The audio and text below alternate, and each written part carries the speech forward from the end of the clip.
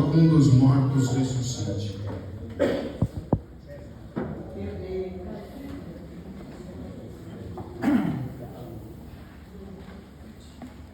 Meus irmãos, a aparência do mundo, diz o apóstolo João, lá no capítulo 2 da primeira epístola, a aparência do mundo passa, mas aquele que faz a vontade do meu Pai que está nos céus permanece para sempre. O Salmos 90, verso 10 diz que a nossa duração de vida é 70 anos. Pela sua robustez, boa saúde, chega aos 80. Mas passando disso é canseira e enfado, e nós voamos e chega o nosso dia da nossa partida. No verso 12, Moisés também na sua oração diz assim, que nós possamos contar os nossos dias para que nós possamos alcançar corações sábios. Significa que durante a nossa vida aqui na terra, nós temos que produzir frutos bons, obedecer a palavra de Deus e fazer de tudo para nós alcançarmos a salvação das nossas almas. Nós sabemos que o mundo, na verdade, tem uma aparência e ele quer, muitas vezes, nos envolver para que nós possamos estarmos escravizados com as suas paixões, sendo engodados pela paixão do nosso próprio coração, porque nós sabemos que não é o adversário das nossas almas o maior inimigo que nós temos. É o nosso próprio coração, que diz o profeta Jeremias, que é mais enganoso do que todas as coisas. Portanto, dia após dia, nós precisamos agradecer a Deus pela oportunidade de viver na sua presença e praticar as boas obras do Evangelho de Cristo. Este homem, a passagem de Lucas 16, fala que ele conhecia o pai Abraão. Então, vamos entender que ele conhecia as leis, as ordenanças de Deus, para que ele amasse a Deus sobre todas as coisas e ao próximo como a si mesmo. Se nós olharmos em todas as ordenanças, perguntando para um judeu, ele vai dizer que existem 613 mandamentos para que ele cumpra em seus dias na terra. E aí ele passa para os seus filhos, é natural que eles meditem, seus filhos, seus pais, os 613 mandamentos que os judeus praticam dia após dia. Mas isso não é suficiente para o judeu se salvar, porque a salvação, na verdade, vem através do sangue precioso de nosso Senhor e Salvador Jesus Cristo, que um dia ele morreu e pagou a dívida impagável que eu e você tínhamos para com ele. Na parábola do senhor e do servo, que devia uma fortuna para o seu senhor, ele poderia ainda viver trabalhando mais ou menos 150 anos, quer dizer, ele morreria, o filho ainda morreria e o neto ainda não pagaria a dívida do avô. Quer dizer, era uma conta impagável. Mas Jesus cravou sua carne lá na cruz do Calvário e ele disse: tetelestai, está pago a sua dívida. Agora nenhuma condenação a mais para aqueles que estão em Cristo Jesus, que não anda mais segundo os desejos do seu próprio coração ou da carne, mas agora passa a ser guiado pelo Espírito Santo de Deus. Romanos 8 diz assim, que aqueles que são guiados pelo Espírito de Deus, eles são os filhos de Deus. Esse homem era rico, tinha tudo para ser feliz, ao lado da sua família, praticando boas obras e cumprir os mandamentos de Deus. Mas a sua vida inteira ele aproveitou o máximo de uma vida esplêndida, regalada, de conforto, de luxo, mas nem sequer um dia ele reconhecia que sem Deus ele não era nada, e que sem Deus ele não poderia fazer absolutamente nada. Lucas 9, verso 23 e 10 diz assim: aquele que quer seguir após o Senhor, negue-se a si mesmo, toma a sua cruz, aleluia, e anda com ele. E aí vem uma exortação dizendo: o que adianta o o homem ganhar o mundo inteiro e perder a sua alma.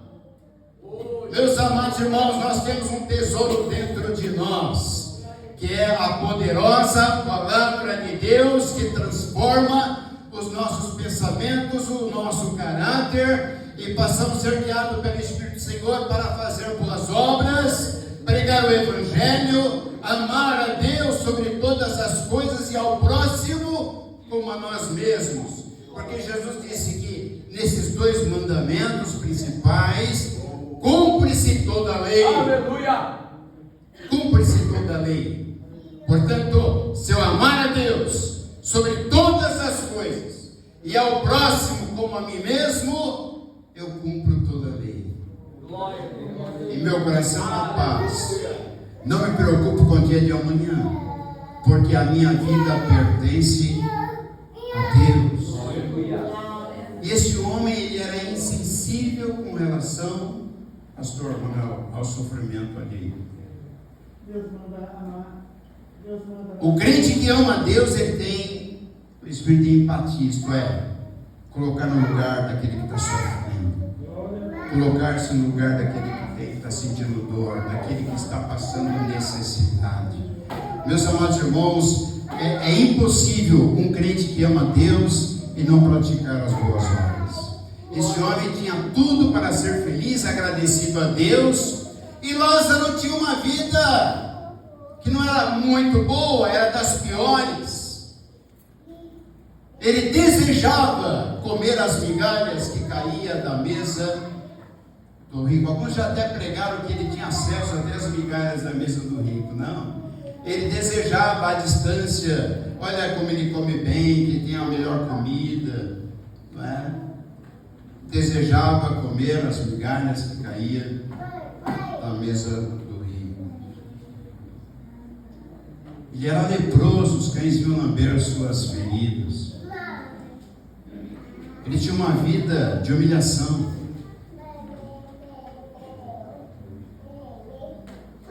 Mas ele, diz a palavra, que quando os dois morreram, aí surgiu dois destinos. O que é o inferno, na verdade? O inferno é o fim de uma vida sem Jesus. Glória a Deus, aleluia. O inferno é aquele que chega até o momento de morte, não tem temor a Deus, e nem sequer se quebranta, buscando a salvação da sua alma em Jesus.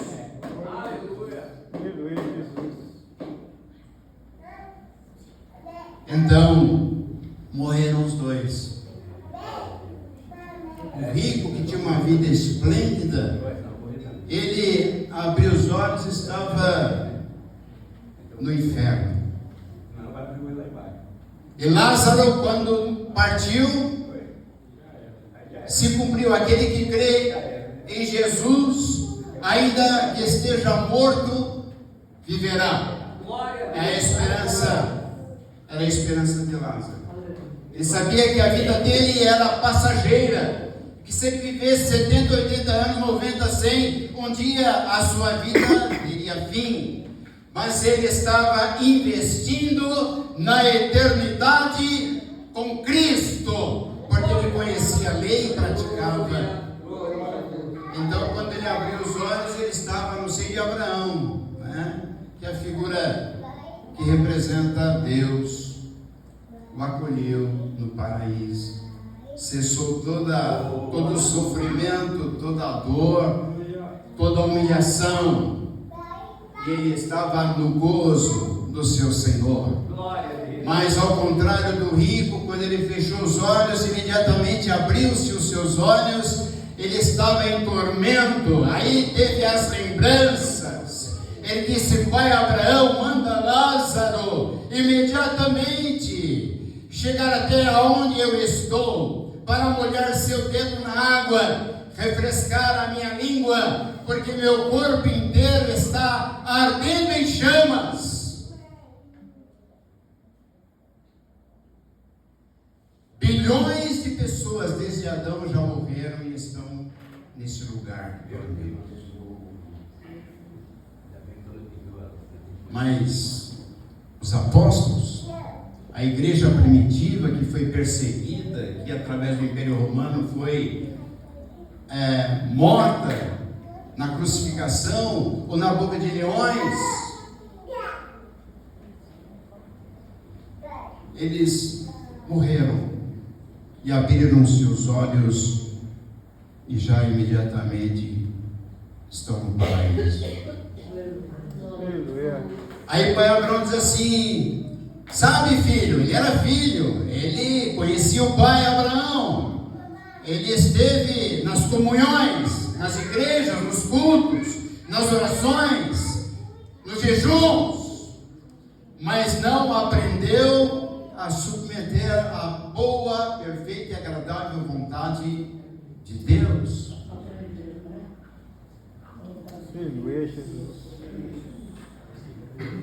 Abraão diz assim: aonde está Lázaro e onde está você?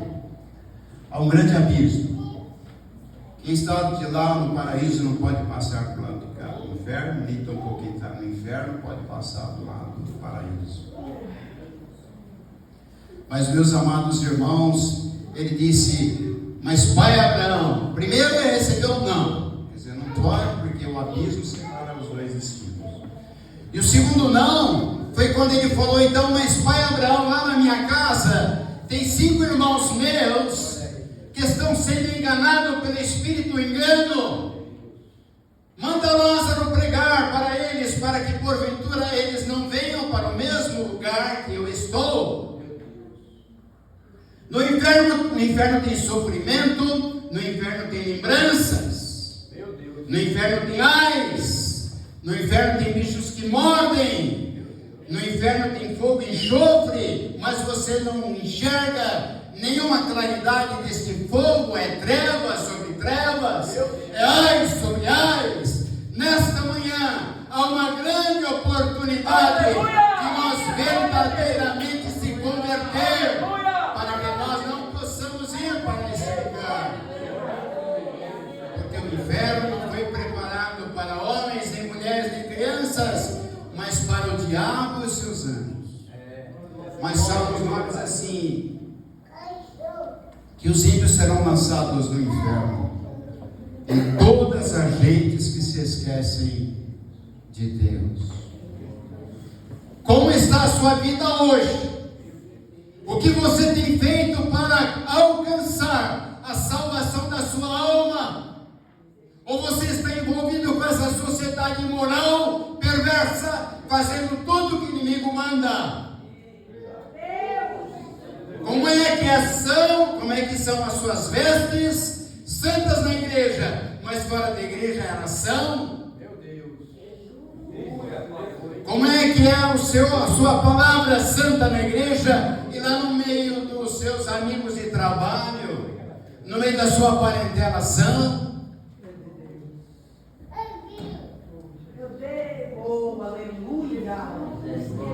Glória a Deus, boa essa palavra, que maravilha. Pai Abraão disse: não, lá está Moisés e seus profetas, pregadores da palavra. Aleluia. Se eles não creem na pregação de Moisés e seus profetas, nem tampouco vão crer que Lázaro saiu do paraíso, foi até a casa dele para pregar aos seus 5 irmãos. Como é que eles vão acreditar que nem conhecia Lázaro? A oportunidade é hoje, é nessa manhã. Aleluia. Que nós temos uma comunhão, uma vida íntima com Jesus. Não importa o que você está passando, não importa se você está com saúde, se você está doente, se você tem dinheiro no banco ou escassez de dinheiro, ou padecendo necessidade, mas o importante é o que você está investindo hoje é para a vida eterna. Glória a Deus.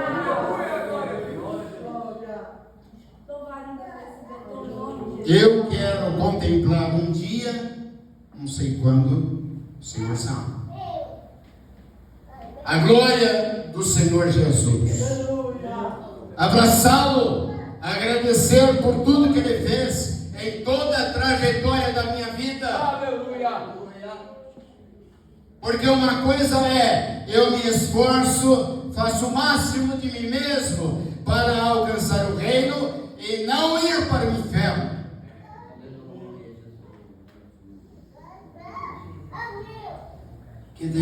fale conosco todos os dias. Que nós venhamos a despertar o nosso coração voluntariamente para fazer a vontade de Deus em nossas vidas. Porque uma coisa é, a sua vida um dia vai passar. Você é jovem, tem tudo pela frente. Mas uma coisa digo, quando a morte bate a porta, ela não escolhe idade, nem beleza, nem sabedoria, nem rico nem pobre, ela não faz exceções. Mas nós temos que estar preparados todos os dias, porque nós sabemos que um dia nós nascemos no ventre da nossa mãe, mas não sabemos quando é que nós partiremos. Quantas pessoas que nós amamos já se partiu. Meu pai e minha mãe estão no paraíso, tenho certeza. O Lucas, meu irmão, também. O Moisés, meu irmão, também. Eu quero estar lá também.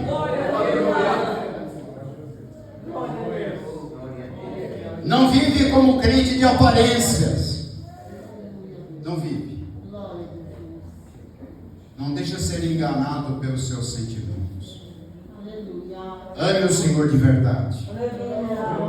Você é um bom soldado que está numa batalha ferrenha. E que no final desta batalha Jesus garante a vitória. Não importa o que você vai passar. O importante é que Ele está conosco. Ele estará conosco até a fundação, até o século dos séculos. Até o final da nossa jornada. Que Deus os abençoe, em nome de Jesus.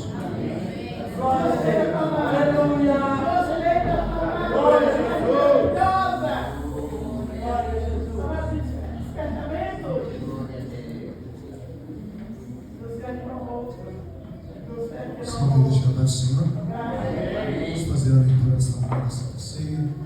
Da igreja. 1 Coríntios, capítulo 11.